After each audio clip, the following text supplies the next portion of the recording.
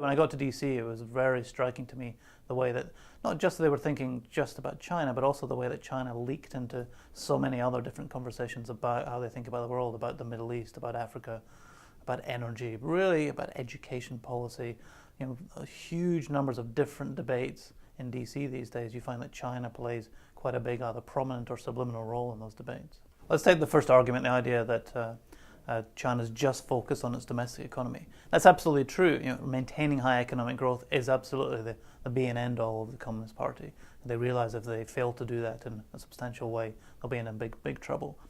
But China's changed so much; it has so many interests around the world these days that simply cannot, have that just passive inward-looking focus. It relies on oil from the Sudan, iron ore from Brazil, coal from Indonesia.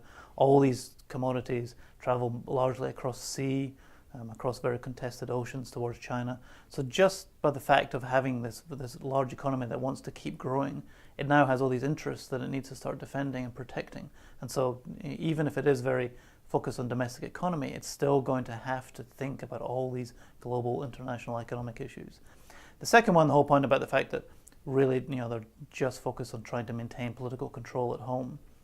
Well, the way I think this connects with foreign policy is the following way. When you have difficult problems at home, there's a real temptation now to play up some of these foreign policy issues. To beat up on Japan is very good domestic politics. It's good domestic politics as a whole for the regime, and it's very good domestic politics for individual officials. You're not going to lose your job by being harsh on Japan and in China these days.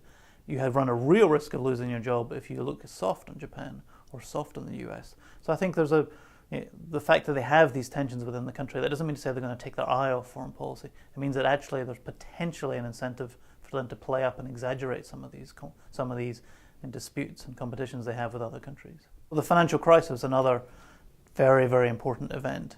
It really changed something quite important in the psyche in China. This whole idea that the US was in decline really became a much more prominent idea at that time. It was very strong in 2009, 2010, but I still think it's quite prominent amongst the Chinese elite. And so that, I think, brought forward all these pressures within the country, where a lot of the more hawkish people who'd maybe taken a back seat in the preceding couple of decades as the economy was going full steam, all of a sudden they came forth and said, you know what, this is our time. This is the time when we should start to make our move. One of the things you've seen in the last decade, particularly under Hu Jintao, Wen Jiabao, was this what I call fragmentation of power. It's very much not the same as liberalization, but just a sense that power is slightly dispersed from the very top leaders throughout the elite. So you have these very powerful state-owned companies, very powerful local governments, and very powerful individuals within this, the senior echelons of the party, or maybe not the very senior leaders. In some of these foreign policy issues in the last decade, you've seen big state-owned companies being the principal actors. In Sudan, for instance, which has become a very complicated policy issue for China, it was really the oil companies that really laid the way, and the government was kind of forced them to come in behind and then construct a policy around that, and it found themselves in the middle of a brutal civil war because of its oil investments. In local governments, for instance, the local government in Yunnan has often been the prominent actor in getting China involved in Myanmar, Burma. And then all of a sudden, again, China's found itself in the middle of some very difficult ethnic conflicts because of these investments that the local government has been promoting. The very interesting thing that's happened really since I wrote the book, and since I kind of handed in the manuscript, if you like, there is a gap between you writing a book and then it actually coming to sale, is Xi Jinping and what he's been trying to do. He's essentially, what he's been saying is, I'm going to completely arrest this process that I just described, that fragmentation I was describing.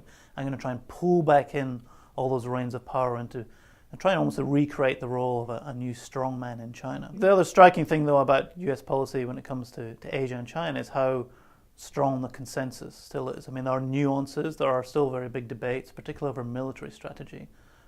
But by and large, there is a very durable consensus that the US should try and retain a very strong role in Asia. There's no real party politicking.